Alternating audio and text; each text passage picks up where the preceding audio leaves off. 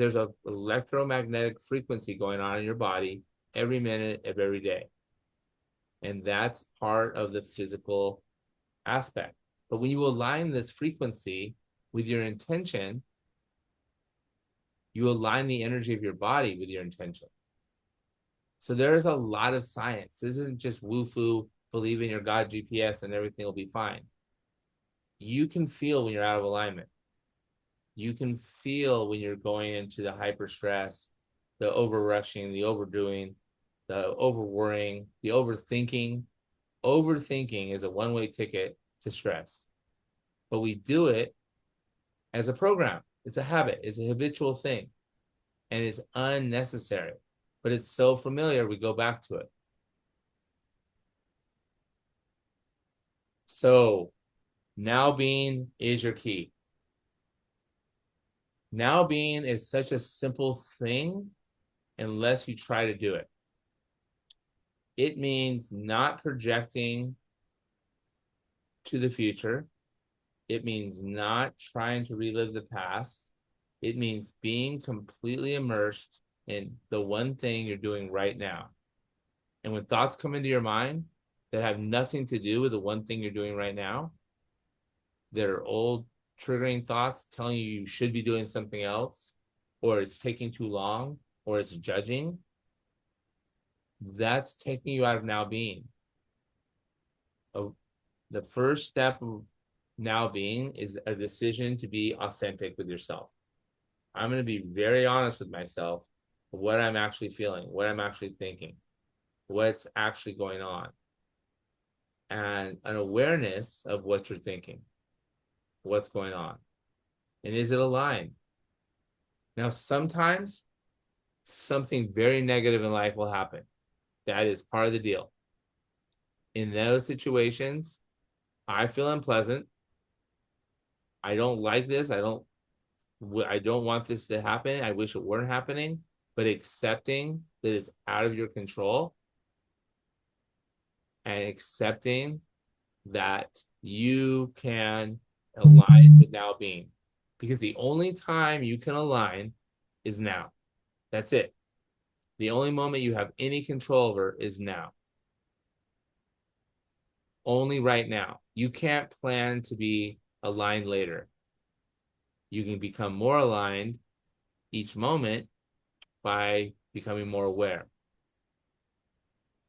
So now being is your key. Now being is a superpower I want to talk to you about today. Eckhart Tolle's book, Power of Now, probably the most popular spiritual text of the last 20 years. And it talks all about consciousness, presence, now being. I don't think he uses the term now being, but this is proven in neuroscience. It's proven in almost all the ancient spiritual texts, from the Bible to the Quran to ancient Indian teachings and Eastern teachings, the Tao.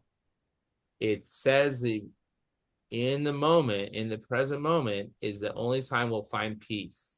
It's the only time we'll find our purpose. So be aware. Are you in the present moment? Or are you allowing your mind to control the show with all the familiar thoughts and programs?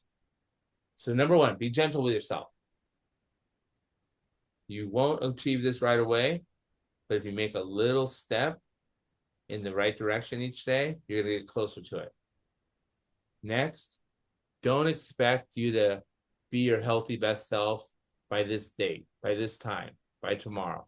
Don't expect the scale to go down the next day because you ate really healthy and followed your aligned actions the day before. Expectations cause pain. Expectations cause suffering. But if you can replace expectation with openness, curiosity, and willingness, you're going to create space for now being. And if you do stop, if you do fall off the aligned track, start again. Your one healthy meal, one positive thought, one positive workout, one positive interaction, one positive alignment session away from being back on track. So if you stop, start again. I am not the coach that's going to say, You must not quit. You must not ever stop. If you stop, start again. Quitting is very temporary. Giving up is the only way you'll fail. Realize that most of what's going on in your mind is they're mind traps. They are sucking you out of the now being.